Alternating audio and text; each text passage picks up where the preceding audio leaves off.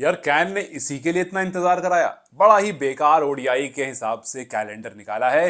कुछ ने कहा कि नहीं भैया इतना भी बुरा नहीं है, पॉजिटिव्स भी बहुत सारे हैं यार। तो मैंने सोचा कि इस टाइम पर जब कैन ने अपना कैलेंडर रिलीज कर दिया है और कुछ लोग ये कह रहे हैं कि भाई बड़ा ही बकवास कैलेंडर है, इतने सारे इंतजार के बाद आपने ये लाकर रखा है, वही सेम चीज रिपीट करके दोबारा रख दी। कुछ ने कहा कि यार इतना भी बुरा नहीं है, इसमें बहुत सारी ऐसी चीजें हैं जिसके लिए आपको अप्रिशिएट करना पड़ेगा। सबसे पहले मैं आपसे ये कह दूं कि कैन जब कैलेंडर बनाता है, आई नो कि कभी भी वो परफेक्ट नहीं हो सकता, एंड आई ऑल्सो नो कि हाँ ओडीआई पर उतना ध्यान नहीं दिया गया है, लेकिन कहीं ना कहीं शायद मेरे से और आपसे ज्यादा क्रिकेट को ग्रो करने के लिए कैन काम कर रहा है। सो यस, क्रिटिसाइज करेंगे, मैं भी अभी थोड़ी देर में करूंगा, लेकिन कोशिश करें कि डिसरिस्पेक्टफुल ना हो, क्योंकि शायद हम आप जो काम कर रहे हैं उससे 2 टाइम्स ज्यादा मेहनत कैन डिपार्टमेंट के लोग कर रहे हैं। और हमने एनपीएल या उससे पहले या फिर उसके बाद ये चीज देखी कि मेहनत लगातार हो रही है। जरूर उनको भी चैलेंजेस का सामना करना पड़ा होगा, इस वजह से पूरी तरह से शायद फैंस को सेटिस्फाई नहीं कर पाए। लेकिन ये सब कहने का मतलब ये नहीं है कि मैं ओडीआई वाले टॉपिक पर बात नहीं करूंगा, बिकॉज यस वो एक टॉपिक है जो शायद थोड़ा सा कमजोर दिख रहा है, शायद नहीं, इनफैक्ट एक्चुअली में वो कमजोर दिख रहा है। तो पहले थोड़े से पॉजिटिव्स पर नजर डालते हैं और फिर उसके बाद इस कैलेंडर के नेगेटिव पर नजर डालेंगे, और फिर आपसे पूछूंगा कि आपके हिसाब से क्या जो मैंने आपके सामने रखा वही है या और भी कुछ है जो आपको लगता है नेगेटिव में फॉल करता है, बिकॉज पॉजिटिव आई थिंक के ज्यादा लोग ध्यान दे नहीं रहे। खैर चलो, सबसे पहले पॉजिटिव से बात करेंगे एनपीएल की, क्योंकि वी ऑल नो जिस तरह से पिछले साल एनपीएल हुआ है उसके बाद जो बूस्ट फैंस के अंदर आया है, जो पॉजिटिविटी फैंस के अंदर आई है, वो शायद एनपीएल से पहले नहीं थी। बहुत सारे क्वेश्चंस थे, लेकिन एक सक्सेसफुल एनपीएल ने यह भरोसा दिला दिया कि भाई नेपाल में भी क्रिकेट उतनी ही प्रोफेशनली ग्रो कर सकता है अगर अच्छे से ध्यान दिया जाए, अगर पारसदाई अच्छे से इस पर काम करे, जो कि लगातार कर रहे हैं, अगर कैन इस पर अच्छे से ध्यान दे। और खुद पारसदाई ने भी कहा था कि इस पर्टिकुलर टूर्नामेंट के बाद अब जो प्लेयर्स हैं उनको एटलीस्ट इस बात का भरोसा हो गया होगा कि नेपाल में भी आप क्रिकेट खेल करके अपना फ्यूचर बना सकते हो। तो सबसे पहले इसलिए बात करते हैं नेपाल प्रीमियर लीग के बारे में। जो नेपाल प्रीमियर लीग का सेकंड एडिशन नवंबर 2025 को वापस आने वाला है, और इसके जो की डेट्स हैं, जो इंपॉर्टेंट डेट्स हैं, वो रहेगा आपका जून का महीना और अगस्त का महीना। जून इसलिए क्योंकि वहां पर प्लेयर्स को रिलीज और रिटेन किया जाएगा। रिलीज और रिटेंशन की जो लिस्ट होगी वो जून में निकलेगी, तो उस टाइम पर सबका ध्यान रहेगा कि भाई किस टीम ने किस किस को रिलीज कर दिया और किस किस प्लेयर्स को रिटेन कर दिया। सो पहली चीज जून इंपॉर्टेंट डेट। अगस्त दूसरा मिनी ऑक्शन होगा वहां पर, जिनको रिलीज किया जाएगा, जाहिर सी बात है कोई टीम उनको पिक करेगी, और कुछ नए प्लेयर्स होंगे जिनका एडिशन जरूर होगा। पारसदाई ने कहा था कुछ इंटरनेशनल प्लेयर्स होंगे, उनके बारे में भी उस दौरान बात होगी। सो मेरे हिसाब से सबसे बड़ा पॉजिटिव है कि एनपीएल जो पिछले साल इनॉग्रेट हुआ था वो अगले ही साल आते एक प्रॉपर टूर्नामेंट के शेप में हमें दिख रहा है। उसके रिलीज रिटेंशन की बात हो रही है, उसके मिनी ऑक्शन की बात हो रही है, कोई करप्शन अब तक इन्वॉल्व नहीं है, किसी तरह की जो डर था लोगों को कि हो जाएगा उस सब चीजों से दूर है। सो एक अच्छा टूर्नामेंट एक अच्छी तरह से दूसरे एडिशन की तरफ बढ़ रहा है। मेरे हिसाब से ये सबसे पहला और सबसे बड़ा पॉजिटिव है इस पूरे कैलेंडर का। Yes I am coming towards Nepal, but मुझे लगता है डोमेस्टिक लीग में ये एक बहुत क्रूशल और इंपॉर्टेंट है, बिकॉज इवेंचुअली यही आपके क्रिकेट के बिजनेस को ग्रो करेगा। और प्लेयर्स हमारे सामने जो आए, हमने जिन प्लेयर्स को देखा जिनके बारे में हम बात कर रहे हैं, क्या ऋषान पांडे ऐसा कर रहे हैं, ये ऐसा कर रहे हैं, वो ऐसा कर, हमने उनको एनपीएल में देखा और वहां से हमें और ज्यादा भरोसा आया। सो ये टूर्नामेंट बहुत ज्यादा इंपॉर्टेंट है, मैं ये बात लगातार कहता हूं। उसके बाद दूसरी चीज जो मुझे लगता है कि काफी ज्यादा क्रूशल और इंटरेस्टिंग रहेगी, वो रहेगा नेपाल ए का इंडिया या फिर बांग्लादेश का टूर करना। अगर आपने कैलेंडर में नोटिस किया होगा तो नेपाल का India slash Bangladesh series Bangladesh tour लिखा हुआ है वहां पर। तो इसका मतलब है कि इंडिया या फिर बांग्लादेश किसी एक का टूर होगा, और वो भी नेपाल टीम का नहीं, नेपाल की ए टीम का। ये ज्यादा क्रूशल है। नेपाल टीम का होता तो फिर हम यही कहते हैं कि यार अगर इंडिया ला रहे हो तो इंडिया से खिलाओ, बांग्लादेश ला रहे हो तो बांग्लादेश ए से खिलाओ, एटलीस्ट एक अच्छी रिस्पेक्टेबल टीम या फिर थोड़ा टफ कॉम्पिटेटिव वाली टीम से खिलाओ। बट यहां पर नेपाल ए की बात हो रही है, विच मीन्स के जूनियर प्लेयर्स की बात हो रही है, आपका फर्स्ट बैच नहीं सेकंड बैच जो है उसकी बात हो रही है, which is a very good sign. हाँ, देखना यह जरूर होगा कि जब बांग्लादेश या फिर इंडिया जहां भी ट्रैवल करते हैं कौन सी टीम उनको खेलने को मिलती है। But I am still happy कि आप नेपाल ए के बारे में भी सोच रहे हो यहां पर। सो एक चीज मेरे हिसाब से ये भी काफी ज्यादा क्रूशल। उसके बाद आते हैं अब सीनियर टीम की तरफ।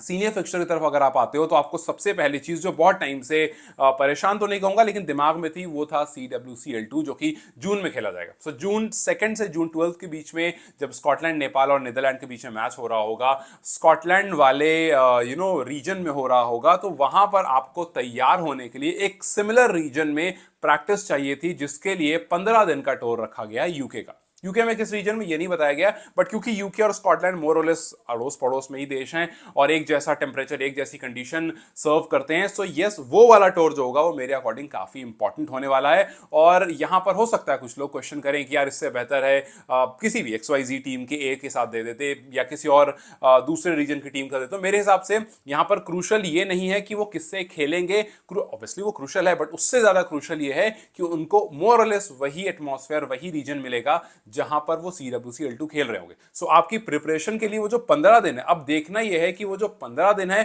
क्या उसमें मैचेस कराए जाते हैं या नहीं। बिकॉज हमने देखा है कभी कभी कि वो सिर्फ कैंप होता है जिसमें प्रैक्टिस सेशंस होते हैं और बस वो खत्म हो जाता है, मैचेस नहीं होते। जब तक आपको मैच नहीं मिलेगा फायदा नहीं है, बिकॉज फिर तो पूरी तरह से ये कैलेंडर जो है फ्लॉप हो जाए अगर इसमें मैचेस नहीं रखे जाएंगे। बिकॉज आप सीधा CWCL2 खेलने उतरोगे, उससे पहले आपको ज्यादा कुछ खास ODI का अभी पिछले कुछ टाइम से है नहीं, और जब आप कॉम्पिटेटिव लेवल पर उतरोगे तो वहां पर एक बार फिर से कोलैप्स और डैमेज हम देख सकते हैं अगर उन 15 दिनों में मैचेस नहीं कराएगा। अगर मैचेस मिलते हैं तो आपको अच्छा एक्सपीरियंस होता है, आपको कंडीशन का पता चलता है, और खास करके जो हमारे फास्ट बॉलर्स हैं उनको बहुत ज्यादा हेल्प होगा। सो वहां पर मैं देखना चाहूंगा कि जो कुछ नए फास्ट बॉलर्स को ऐड किया जाएगा वो किस तरह से परफॉर्म करते हैं, उन 15 दिनों में क्या क्या रखा गया है, ये बहुत ज्यादा क्रूशल होने वाला है। खैर ये तो हम अभी पॉजिटिव में आ रहे हैं, नेगेटिव वाले साइड में हम आएंगे तो ODI की बात करेंगे। लेकिन जो पॉजिटिव मुझे एक और सबसे बड़ा दिख रहा है वो दिख रहा है जिस तरह से मैं सिर्फ T20 की बात करूं, जिस तरह से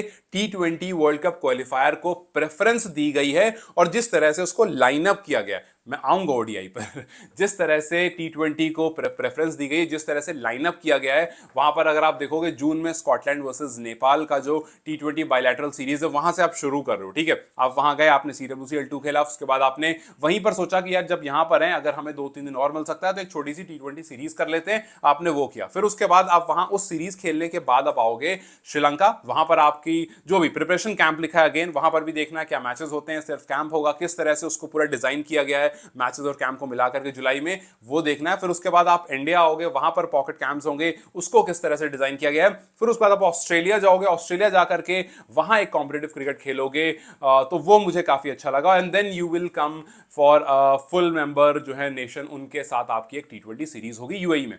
सो ये पूरा डिजाइन जब आप देखोगे तो ये लग रहा है कि हाँ भैया एक बड़े टूर्नामेंट की ये पूरी तैयारी है, जहां पर आप स्कॉटलैंड से खेलते हो, एक फुल मेंबर से UAE में खेलते हो, फिर उसके बीच में आप कुछ कैंप्स करते हो, और वहां पर हम प्रिटी श्योर के कुछ मैचेस आप जरूर रखोगे, बिकॉज बिना मैचेस के कैंप जो थोड़े से यूजलेस जैसे लगते हैं। सो कुछ मैचेस आप वहां पर भी अगर रख दोगे, सो एक अच्छी तैयारी होकर के फिर आप बढ़ोगे T20 वर्ल्ड कप क्वालिफायर की तरफ, जो कि अक्टूबर 1 से 17 के बीच में। सो ये जो पूरी लाइन है ये काफी सही है। लेकिन अब आते हैं हम नेगेटिव की तरफ, बिकॉज ये कुछ पॉजिटिव्स हैं जो कि मतलब थोड़े से ऑब्वियस हैं और देख करके अच्छा लगा कि हाँ जी चलो जी इन सब कुछ चीजों को बहुत अच्छे से रखा गया, और हम सब इसको देख करके एक्साइटेड भी हैं कि भाई next year T20 world cup जो होगा वो इधर इधर वाले इलाके में होगा। तो हम चाहेंगे कि नेपाल आए यहाँ खेलने के लिए, और उसके लिए कैन जो है वो पूरा ध्यान रख रहा है, और कैन ने बड़ी अच्छी सी लाइनअप जो है वो मंथ वाइज रखी है कि हाँ भाई आप ऐसे ऐसे खेलते हो आगे बढ़ोगे, सो इवेंचुअली जब आप पहुंचोगे क्वालिफायर खेलने तो आप तैयार रहोगे अपने पास। लेकिन दूसरा साइड ये कहता है कि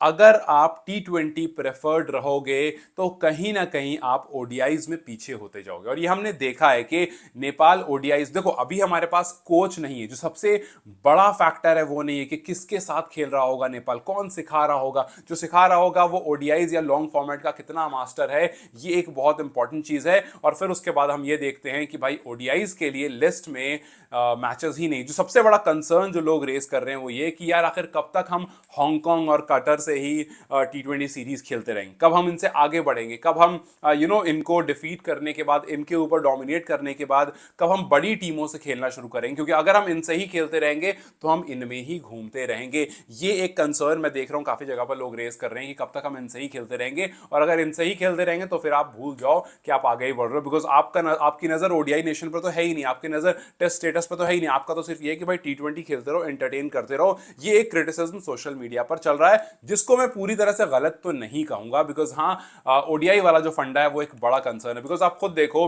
आप अक्टूबर 1 से 17 तक T20 वर्ल्ड कप क्वालिफायर खेल रहे होगे, और उसके 4-5 दिनों बाद 17 को वो खत्म होगा। अब आप कहां तक पहुंचोगे, आपके किस तरह शेड्यूल होगा, that's a different thing, but still वो 17 तक खत्म होगा।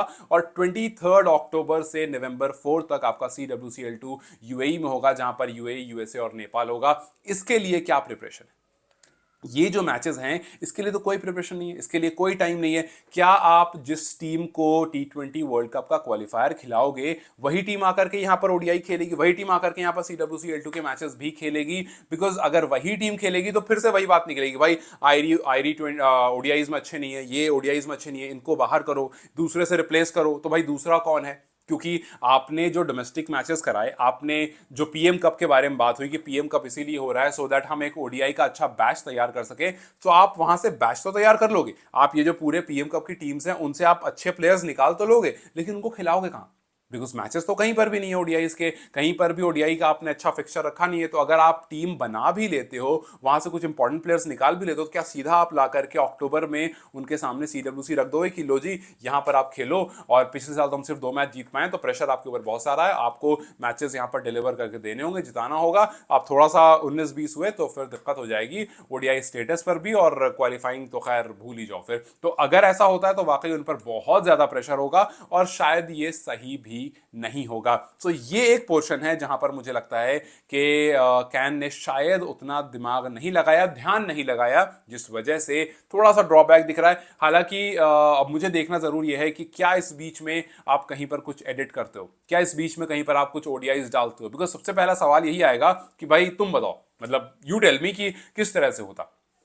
तो बात का जवाब बस यही होगा कि जो इतने सारे T20 बीच में प्रिपरेशन है, उस बीच में कहीं पर ओडीआई को एडजस्ट किया जा सकता था। बिकॉज अगर नहीं किया जा सकता है तो इट मींस कि जिसने भी चार्ट बनाया है, शायद उसने बड़े ध्यान से नहीं देखा कि आगे कहां पर लैकिंग हो सकती है। बिकॉज अगर आप यहां तक पहुंचते हो, अगर आप अक्टूबर 23 और नवंबर 4 के बीच में CWC खेला जाएगा यूएई में, वहां तक पहुंचते हो और मैचेस नहीं जीतते और वहां पर ही मैचेस में हार आती है, तो फिर उसके आगे खेलने का खास फायदा है नहीं, बिकॉज बहुत सारी लॉसेज ऑलरेडी आपकी लिस्ट में हो जाएगी। सो यस, ये एक प्रॉब्लम है। ओडीआई पर शायद फोकस जो है वो थोड़ा ज्यादा अगर होता तो फैंस भी खुश होते और रिजल्ट भी ज्यादा बेहतर दिखता। जो डोमेस्टिक टूर्नामेंट्स जो कराए गए हैं, उसका उसका जो है ना रीजन भी हमें दिखता कि भैया डोमेस्टिक टूर्नामेंट हमने कराए, उसमें से हमने टीम निकाली, उन टीम्स को हमने तैयार करा और फिर उन्हें हमने खेलने के लिए भेजा। यहां पर लग रहा है डोमेस्टिक टूर्नामेंट कराए, उनको हमने तैयार करा, लेकिन भेजे कहां? आगे तो टूर्नामेंट ही नहीं, आगे तो मैचेस ही नहीं, ओडीआई तो है नहीं, भेजे कहां? सो ये एक बड़ा कंसर्न है, ये एक बड़ा नेगेटिव है, जिस पर बहुत लोग बात कर रहे हैं कि यार